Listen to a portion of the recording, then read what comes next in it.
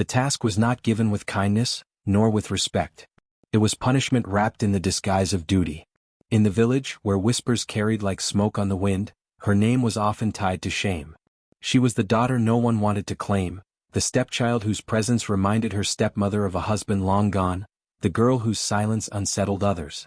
When trouble or misfortune struck, it was easier to point a finger at her than to admit to the flaws of their own choices.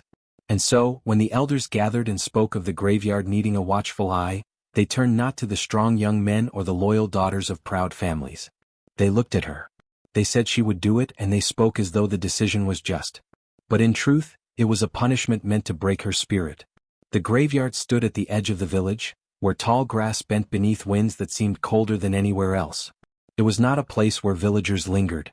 Even in daylight, people hurried past with heads down, muttering prayers under their breath. At night, it was feared, a realm belonging not to the living but to the dead, where shadows grew thick and stories of restless ancestors crawled into the minds of children. To be told to sit there, to guard through the long dark until dawn, was not a task, it was exile wrapped in cruelty. They knew she was afraid, they knew her body was slight and her heart weary, and that was precisely why they chose her. The punishment was not just about guarding graves. It was about reminding her that she was alone. She did not argue. Arguing in this village only deepened suspicion. If she had protested, they would have said, "See? She fears because her spirit is not clean. She fears because she belongs among the restless dead." So she bowed her head, lowered her eyes, and nodded. Inside, however, her chest burned. Not with anger, for anger required someone to hear you, but with a heavy sorrow. They had taken from her the warmth of family, the protection of kinship, and now even her right to sleep beneath a roof. Tonight, she was to sit among graves, shivering with the ghosts of those who once walked the earth. As the sun set, she carried a small woven mat beneath her arm and a calabash of water. That was all she had. Her stepmother had not wished her well, had not offered food or comfort. Her stepsisters had laughed when the decree was made, whispering to one another that the ancestors would drag her underground before dawn. The girl kept walking. Each step away from the familiar huts and flickering firelight made her chest feel heavier. The village sounds, the pounding of grain, the chatter of voices, the cries of children, faded until only the wind remained. When she reached the boundary where grass gave way to earth mounds and wooden markers, she stopped. The graveyard lay quiet, but the quiet was not empty. It was the kind that hummed as if listening. She placed her mat beneath an old tree that leaned crookedly over the graves. Its branches rattled against one another like bones clicking in the night breeze. She sat cross-legged, her eyes fixed on the horizon where the last streaks of red faded into deep indigo. With every passing moment, the world seemed to close around her. Shadows lengthened, then merged, until the earth itself seemed to breathe darkness. Somewhere an owl hooted. She felt the sound travel down her spine. She tried to drink from the calabash, but her throat was too tight, the water bitter on her tongue. The villagers had spoken often of the graveyard's dangers. They told tales of spirits who walked restlessly, of ancestors who whispered their displeasure to those foolish enough to linger after sunset. They spoke of children who had wandered too close and been found days later, eyes wide and hair turned white. She had never known if these stories were true, but tonight she would not need to wonder. She would live in them. Her pulse throbbed in her ears. She pulled her knees to her chest and wrapped her arms around them, trying to make herself small, less visible to whatever might roam. But even in her fear there was something else. As the night deepened and silence thickened, she realized she was listening not just for danger but for something hidden. Beneath the rustle of grass and the creak of branches, there was a hum, faint yet constant, like a drumbeat buried deep within the earth. It was as though the graves were not places of stillness, but of murmurs waiting to rise. She shivered, not knowing if the sound was in the air or in her mind. Hours stretched long. The moon climbed high, pouring silver light over the grave mounds, casting them into shapes that looked too much like figures standing. She tried to close her eyes, but each time she felt the weight of unseen gazes pressing upon her. She whispered softly to herself words of comfort that no one else would offer. "The night will end. The sun will return. Hold on." But the words were swallowed by the air, leaving her alone with her trembling.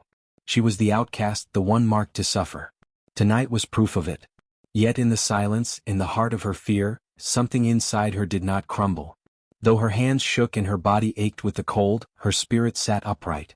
They had sent her here to break her, to drown her in terror. But she remained.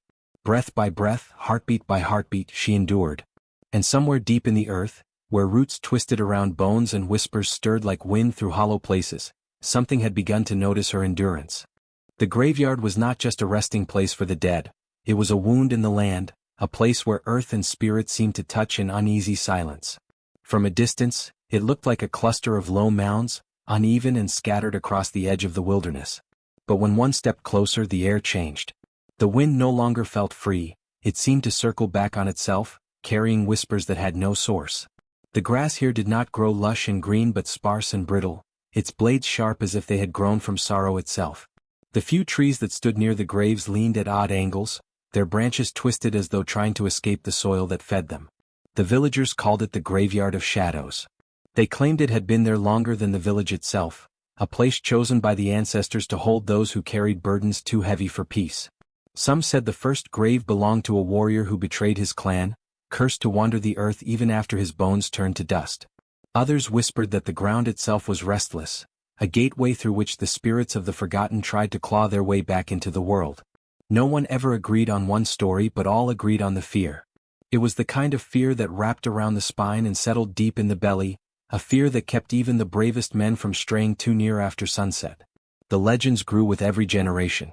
Children were warned not to wander to the graveyard lest the shadows steal their voices. Women drawing water from nearby streams muttered quick prayers if the wind shifted and carried the graveyard scent, a strange mixture of damp earth and something metallic, as though the soil itself bled. Men, returning late from the hunt, quickened their steps when passing its edge, refusing to meet the darkness between the graves.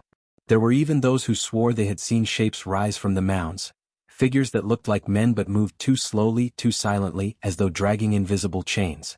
What unsettled the villagers most were the whispers. No one could say exactly what was heard, only that it came from nowhere and everywhere at once. Some said the whispers were the voices of ancestors, restless and displeased, calling out for justice.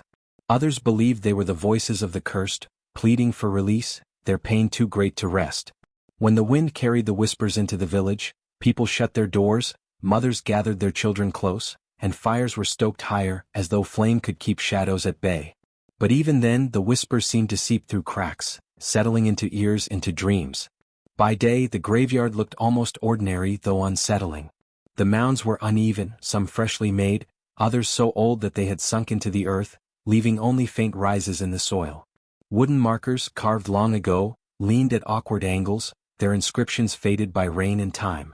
Some villagers swore that the carvings changed, letters and symbols rearranging themselves when no one was watching.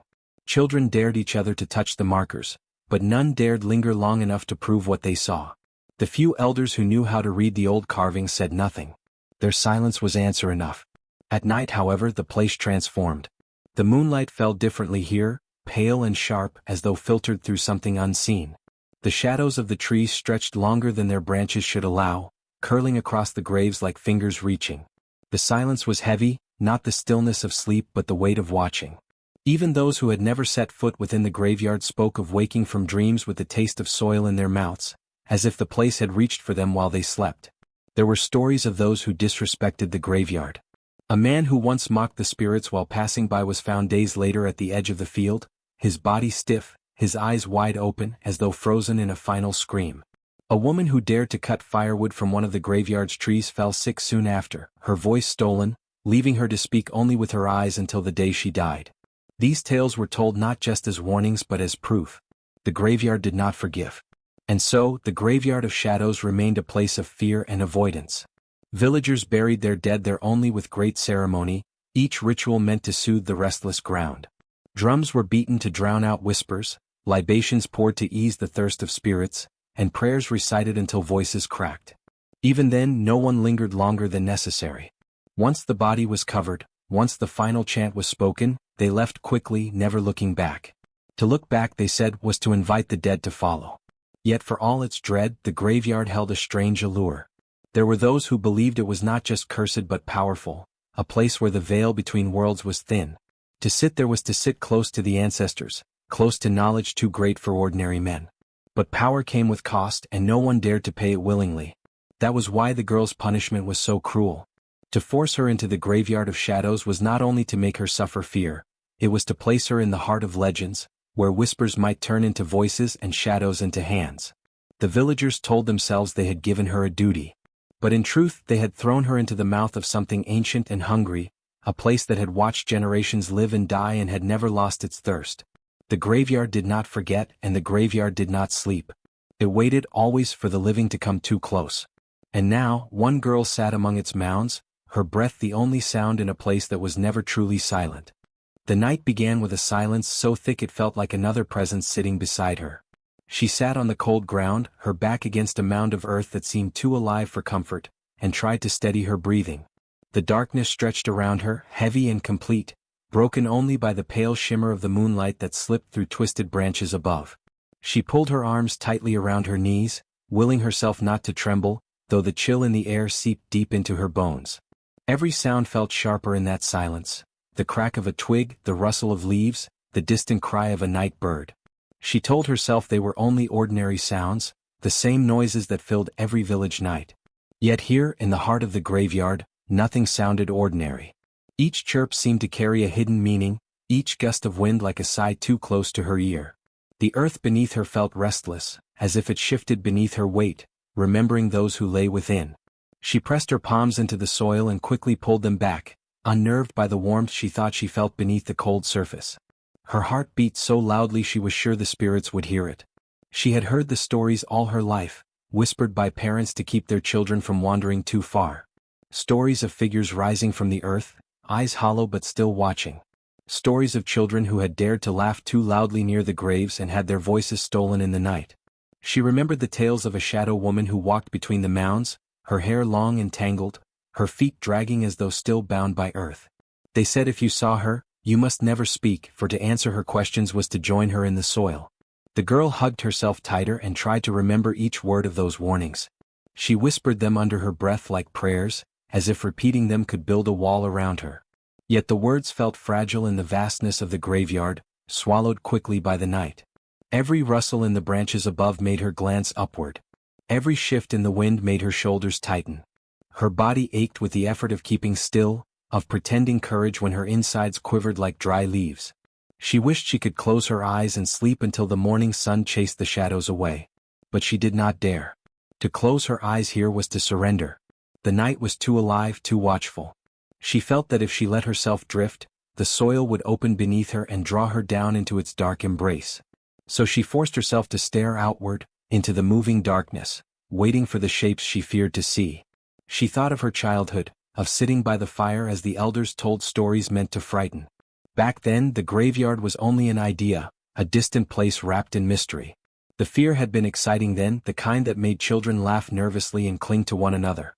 Now that same fear filled her bones, made her shiver with every breath. She realized that the stories had never been exaggerated, they had been warnings. And she, alone in the graveyard, was living inside those warnings. Still she tried to be brave. She whispered to herself that dawn would come, that shadows could not hold forever. She imagined the warmth of the sun spilling over the mounds, chasing away the whispers, returning the world to its ordinary self. But as the hours stretched, the silence seemed to grow heavier, pressing down on her chest.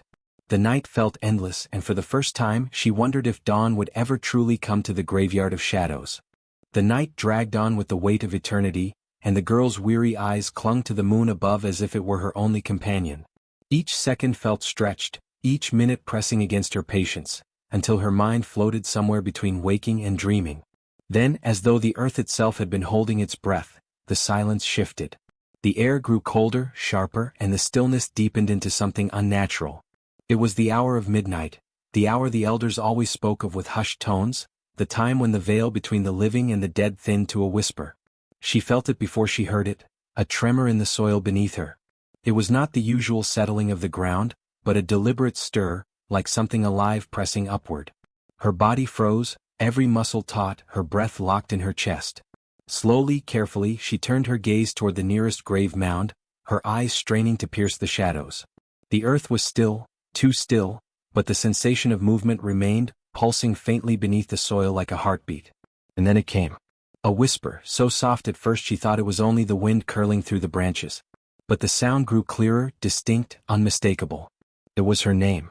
Her own name, drawn out in a long shivering murmur that seemed to seep up from the grave itself. Her heart slammed against her ribs. She pressed her hand to her chest as if she could hold it in, but the pounding only grew louder. Her name was whispered again, slower this time, with a weight that made the air vibrate.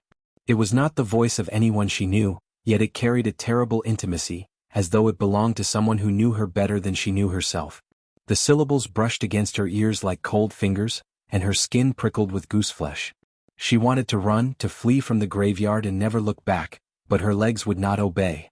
The soil seemed to root her in place as if the whisper had bound her. She glanced around desperately, hoping another villager had come, hoping she wasn't alone. But there was no one.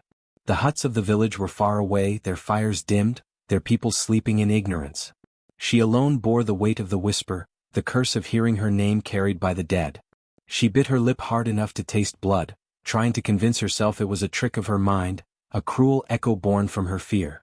But the grave stirred again and the sound rose clearer this time. Her name slid from the earth like a chant, each syllable layered, as though many voices were speaking at once. She imagined mouths beneath the soil, countless mouths pressed against the dirt, whispering, whispering until the very ground trembled with their hunger. Her breath came in short, sharp gasps. She wrapped her arms tightly around herself, squeezing until her bones ached, as if she could hold herself together before she unraveled into the night. She wanted to scream, but fear sealed her lips. She remembered the stories, warnings that to answer the dead was to invite them closer, to give them a path to your soul. She pressed her tongue hard against the roof of her mouth to silence it, terrified that even a whimper might count as a reply. Yet her name kept coming, curling up from the soil with a patience that chilled her. It was not demanding, not angry, it was insistent, steady, like the call of something that would never grow tired, something that would wait as long as it took. The earth shifted visibly now. Tiny cracks appeared along the grave's surface, soil trembling as though fingers clawed upward from beneath. The sound of her name wove around her, behind her, within her, until it no longer felt like the grave alone but the entire burial ground whispering. Every mound, every shadow, every stone seemed to lean closer, murmuring in unison. Her name filled the graveyard like a song only the dead knew how to sing.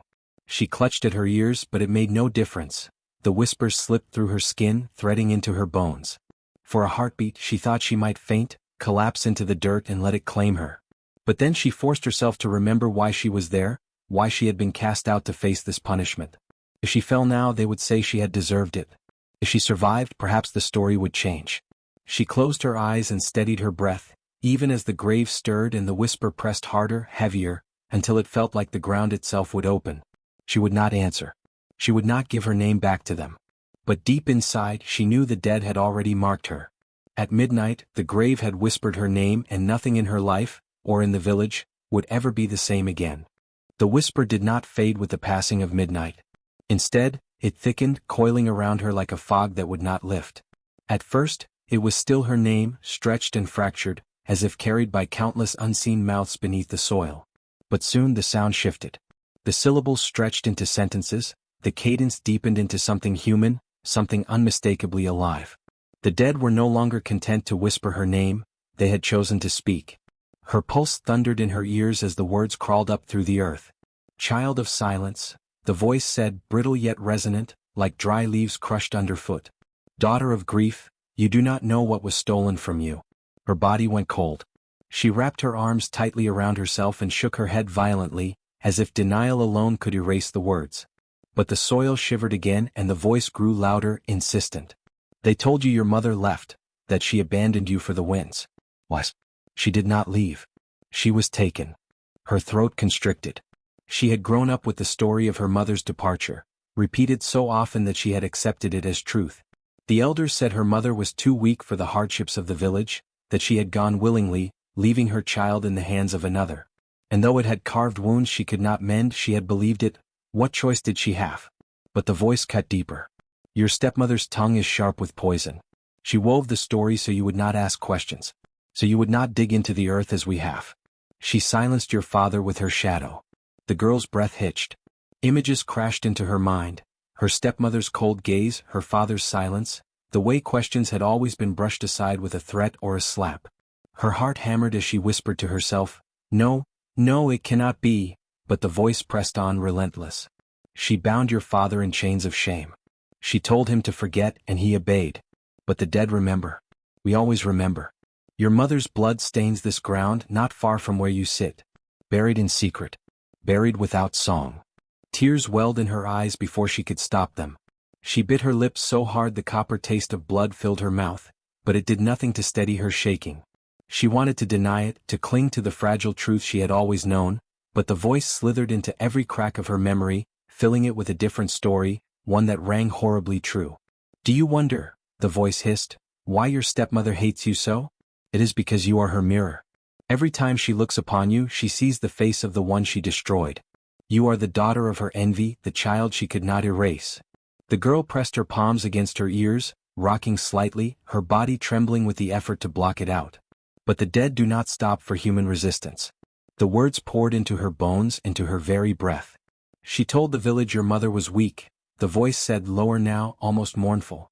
But your mother was strong. Stronger than the stepmother will ever be. Strong enough to love you, strong enough to defy the jealous heart that sought to claim her place. And for that, she paid in silence and soil. The girl's tears fell freely now, streaking down her cheeks, hot against the night's chill. Her chest ached with the force of her sobs, but she dared not wail. She knew the villagers might hear, and they would not come to comfort her. They would come to drag her deeper into this punishment. The earth pulsed again and another secret spilled forth. Your stepmother lies even about herself. She is not of the village. She carries a shadow older than your people, a darkness that came with her when she arrived. She walks with spirits bound to her will, feeding them with fear, with cruelty. Do you not wonder why misfortune follows your house? Why shadows gather where she treads? The girl's skin prickled as though every word was a cold hand pressed against her flesh. She remembered the animals that sickened near their hut, the whispers of neighbors who claimed to see strange lights flickering when her stepmother was alone. She had dismissed them before, told herself it was only gossip. But now the voices of the dead told her otherwise, and she could no longer turn away. She bound your tongue with silence, the whisper continued, its tone sharp as a knife. She made the villagers believe you were cursed, so no one would hear you if you spoke. But the truth will find its way, child.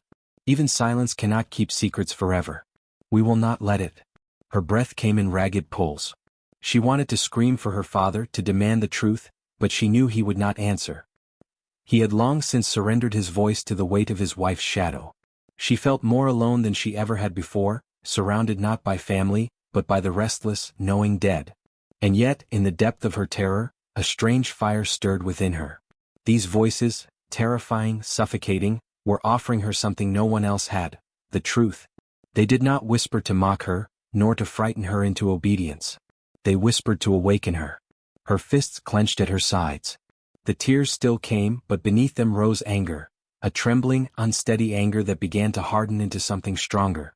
Her stepmother's lies had been her cage all these years, but now the cage was cracking.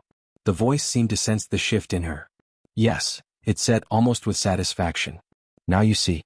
Now you know what was stolen, what was hidden in the soil. But child, this is only the beginning. The dead do not speak for nothing. We have more to tell, if you dare to hear. She swallowed hard, her heart thundering, her body torn between fear and defiance. Midnight had not only whispered her name, it had shattered the story of her life. And now she knew the night would demand more. When dawn broke over the village, carrying with it the faint chill of night's secrets, whispers were already circling like restless birds. Those who lived near the burial ground spoke of strange sounds that had drifted through the darkness. Some claimed they heard a woman's name carried on the wind. Others swore that the earth itself had murmured, that one grave had stirred when all should have been still. By midday, the rumors had sharpened into a single tale, that the dead had spoken to the outcast girl, calling her by name. When the story reached her stepmother's ears, her face drained of color. She tried to laugh it off, brushing the words away as drunken gossip, but her fingers betrayed her, twitching at the edge of her wrapper. Deep within her, an old fear uncoiled, one she had buried with her lies. If the dead had begun to speak, then their silence, the silence she had depended upon, was ending. Her children, who had grown up feeding on her scorn for the girl, were not immune to unease either. The eldest son muttered that the villagers were fools, but he avoided his mother's eyes when he said it, as though even his own voice did not believe the denial. The younger daughter shivered openly, whispering, "What if the spirits are angry? What if they tell her things?" Her stepmother snapped at her to be silent, but the girl's words had already planted seeds of dread in them all. That night, the stepmother lay awake, staring into the dark, her mind chasing after every cruel word, every scheme, every manipulation she had woven against the child she despised. She thought of the stories told about restless spirits, their hunger for truth, their refusal to stay buried when wrongs had not been righted. She pressed her palms hard against her chest, trying to steady the frantic beat of her heart. For the first time she felt the weight of her own sins pressing back, no longer hidden in the safety of silence. By the third day the rumors grew louder. Villagers spoke openly now, watching the stepmother with sidelong glances. Some muttered that perhaps the girl had been chosen. Others, braver, whispered that cruelty in her household might be the very reason the spirits had stirred. The stepmother's composure cracked further, her voice rising in shrill anger at even the smallest provocation. She scolded her children more harshly than ever, as though their fear mirrored her own and made it unbearable to face. Her children began avoiding her gaze, whispering to one another when she was not near. In their eyes she could see the reflection of her greatest terror, that they too were beginning to doubt the stories she had fed them, beginning to wonder if the girl they mocked and tormented was not cursed after all, but chosen. The grave's whisper had not only unsettled the villagers, it had struck at the heart of her household. And as the stepmother clenched her teeth against her rising dread, she knew the truth she had long buried was no longer safe in the ground. The dead had remembered and they would not let her forget. When the sun rose the next morning, its light did little to chase away the heaviness that had settled over the village. People gathered in clusters near the central square, their eyes darting toward the path that led to the burial ground. The air carried a charge of unease, as though every gust of wind might bring with it an echo of the whispers the girl had heard in the night. Women who fetched water spoke in low voices, their gourds trembling slightly in their hands. Men who usually boasted of their strength and mocked tales of spirits avoided meeting each other's gaze. Even the children who usually filled the morning with shrieks of laughter, played quietly, their games half-hearted, as if they feared their noise might draw unwanted attention from whatever forces now stirred. The elders, their faces carved with age and pride, gathered beneath the great tree at the edge of the square. Their voices rose and fell in harsh debate. Some declared that the girl had brought danger upon them, that her presence in the graveyard had awoken spirits better left in silence. One elder, his voice shaking with both anger and fear, insisted she was cursed, that her bloodline carried rot, and that her banishment to the grave should never have been revoked. He warned that the land itself might sour if she remained among them. Others, however, shook their heads. They spoke of signs they had seen in her quiet endurance, her unyielding eyes, her silence that carried more weight than their words. One woman, her back stooped with years but her voice steady, said aloud what many had only whispered, "The dead do not speak to the cursed. They speak to the chosen." Her words silenced the square for a moment, each person feeling the weight of them sink into their bones. The stepmother, standing at the edge of the crowd with her children pressed close, hissed that such words were foolishness. Her lips curled into a sneer as she tried to drown the whispers of her own fear. But her neighbors did not meet her eyes. Some even shifted slightly away from her, as though proximity itself carried danger. Her eldest son muttered under his breath that it was dangerous to even speak the girl's name aloud now. The youngest daughter tugged at her mother's arm, eyes wide and wet, whispering, "What if the grave tells her everything we did?" The stepmother slapped the child's hand away, but the seed of dread had already sprouted in her household, twisting and growing like unseen roots. By midday the village square was thick with arguments. Some said the girl must be cast out entirely, driven beyond the river so that the whispers would not reach them. Others claimed such a move would invite greater wrath from the spirits, for the dead had called her name, and one did not turn away those chosen by the ancestors. The arguments flared and died, voices rising to near shouts, only to collapse into tense silences as the villagers remembered that their words carried no weight against the whispers of the grave. The girl herself walked through the square once, her steps slow, her face unreadable. Her clothes still bore the dust of the burial ground, her hair tangled from the night's vigil. But her eyes, calm, steady, unwavering, caught the gaze of every villager who dared look her way. Some lowered their eyes quickly, shamed by the knowledge of how they had treated her. Others glared, trying to hide their unease beneath masks of disdain. But all of them felt something stir in their hearts, something they could not deny. That evening, as the sun dipped low and shadows stretched across the village, fear turned into a restless hush. Fires burned low, and few dared to walk outside their doors. Families whispered to one another, telling stories of ancestors who rose from the ground to defend the innocent, of curses that fell on the cruel. Mothers drew their children closer. Fathers sharpened their spears though they knew no weapon could pierce a spirit. The girl's name lingered on every tongue, sometimes spoken with awe, sometimes with fear, but always with weight. And so, the village entered the night with dread coiled tightly in its chest, knowing that something had shifted. Whether curse or blessing, punishment or gift, the dead had spoken, and the girl was no longer just an outcast. She was a mirror of their cruelty, a vessel of secrets, a symbol of truths long buried. The whispers of the grave had turned their world upside down, and the village knew there would be no returning to silence. The second night came heavy with silence, thicker than the night before. The villagers had argued through the day about whether the girl should return to the graveyard. Some had begged the elders to forbid it, others whispered that if she did not go, the spirits themselves would come to the village instead. In the end, fear won. The girl was sent back to the burial ground, carrying nothing but a small gourd of oil for her lamp and her own weary courage. She walked with measured steps, the villagers watching from the edges of their huts, their eyes wide, their voices hushed. The graveyard loomed ahead of her, its crooked stones jutting from the earth like broken teeth, the shadows between them darker than night itself. At first, the vigil was the same as before. She sat on the hard ground, wrapped in her thin cloth, listening to the groan of the wind through the branches and the distant cry of night birds. The lamp flickered beside her, casting small, wavering circles of light. But as midnight drew near, a pressure seemed to settle over the air, a heaviness that made her chest tight. Her skin prickled as though unseen hands brushed against it, and the silence grew so deep it felt like the world itself was holding its breath. Then, as the moon reached its highest point, the whispers began, not one but many. From the grave that had first spoken her name came the low murmur of recognition, but this time it was joined by other voices. Soft at first, like the rustle of leaves, then growing clearer, distinct, layered one upon another. They rose from the soil as though the ground itself had learned to speak. The girl's heart pounded, but she did not run. She pressed her palms into her knees, steadying herself, straining to catch the words. Each voice carried a story, a confession torn from the silence of death. One spoke of a man who had stolen grain from his neighbor during a time of famine, letting children starve while his own belly was full. Another whispered of a woman who had betrayed her sister, taking her husband and driving her into despair. A harsher voice named a hunter who had struck down his companion not in defense, but in greed, leaving the body to rot in the bush while he claimed the kill as his own. These were not ghostly riddles but truths, raw and sharp, spoken with the clarity of those who no longer feared consequence. The girl trembled as she listened, not only from fear but from the weight of what was being revealed. These were not distant tales. She knew the names behind the whispers, the faces that hid beneath masks of respectability in the daylight. She heard of the elder who had sat in judgment over her, condemning her as cursed, but who had once taken a widow's land through lies. She heard of the young man who strutted proudly through the village, yet had fathered a child in secret and abandoned it to die. One by one, the graves told their truths, and the girl felt as though the earth itself had become a tribunal.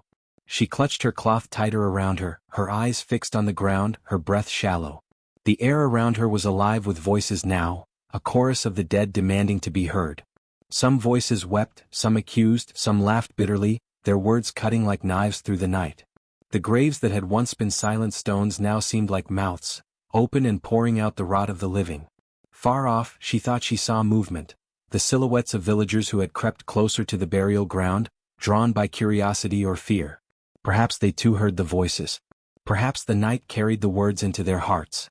For she thought she saw one woman clutch her head and stumble backward, as though struck by recognition of her own sins.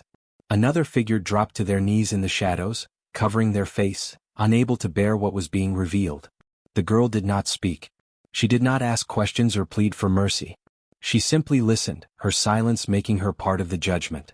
In her stillness, she became a vessel for the voices, a witness chosen by the dead to carry their truths back into the world of the living. The voices swirled around her, some so loud they made her ears ache, others so faint she could barely hear them over her own heartbeat. As the night dragged on, the weight of the revelations grew unbearable. She felt as though she were drowning in secrets, her body pressed into the soil by their enormity. Yet she endured, refusing to turn away. At last, when the first light of dawn broke the horizon, the voices faded, slipping back into silence. The graveyard returned to stillness, the stones once again cold and mute. The girl rose on unsteady legs, her face pale, her eyes hollow but unbroken. She turned her back on the graves and began the long walk toward the village. Behind her, the air was heavy with the echoes of confession, the ground forever marked by the words that had been spoken. She knew what awaited her, the stares, the fear, the accusations. But she also knew something else. The dead had chosen her, and their truths could not be buried again. The village would never be the same. The morning after the second vigil, the village stirred in unease. No one moved with the casual rhythm of daily life. The air felt thick as though the very sky pressed down upon them, and whispers darted from hut to hut. Some claimed they had dreamt of the grave speaking. Others swore they had heard the voices with their waking ears, each word like a nail driven into their conscience. The girl walked among them silently, her thin frame carrying the weight of the night's revelations. Her eyes seemed different now, not frightened, not meek, but heavy with knowledge that others could not bear to face. By midday the first signs of punishment began. A man who had stolen from a widow's granary stumbled while carrying his tools, and his arm broke cleanly against the earth, though the fall had been nothing. His cries echoed through the village and whispers followed, "The dead have judged him." Another woman who had lied to banish her neighbor's child woke with sores covering her body, oozing and raw, as if the very earth had marked her shame. The elders gathered but found no remedy, no medicine that could soothe or heal. Fear spread quickly. At night, people tossed and turned in their sleep, plagued by dreams of skeletal hands tugging at their ankles, of hollow voices calling their names. The goats bleated without reason, the chickens refused to lay, and the wells gave water that tasted of rot. The villagers knew these were no ordinary misfortunes. The dead, once silent, now demanded justice. Their rest had been disturbed not by accident, but by the lies and cruelty of the living. The stepmother and her children tried to laugh at first, mocking the girl in hushed voices, but they too felt the sting of the unseen punishment. Their food spoiled quicker than others. Their shadows stretched unnaturally long in the moonlight, twisting against the ground like snakes. One evening, the stepsister woke screaming, insisting that she had felt hands rising from beneath her sleeping mat, cold fingers trying to drag her into the soil. Though her family comforted her, the fear never left her eyes again. The elders grew desperate. They gathered in the meeting ground beneath the great baobab tree, their faces lined with worry. Smoke from the fire curled into the sky as they debated in tense whispers. Some wanted to drive the girl away, believing her to be cursed, a vessel of evil.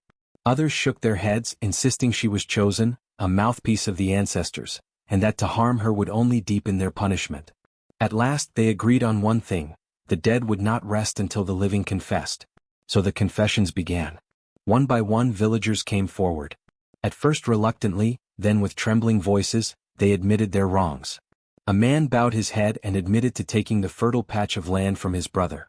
A woman confessed to poisoning a rival's cooking pot out of jealousy. An elder wept as he revealed how he had taken bribes to twist judgments in his favor, condemning the innocent while shielding the guilty. Each confession was met with silence from the crowd, but within that silence was relief.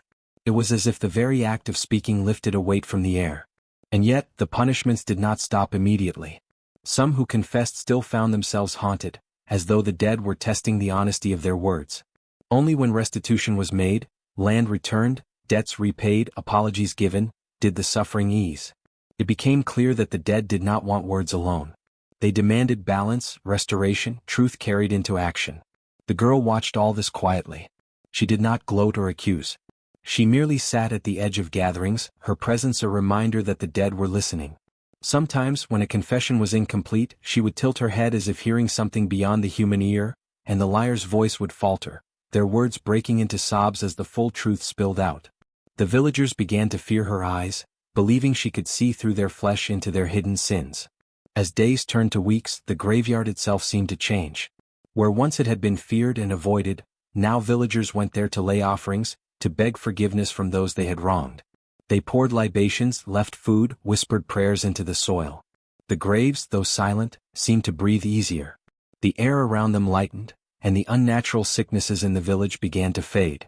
But not all were spared.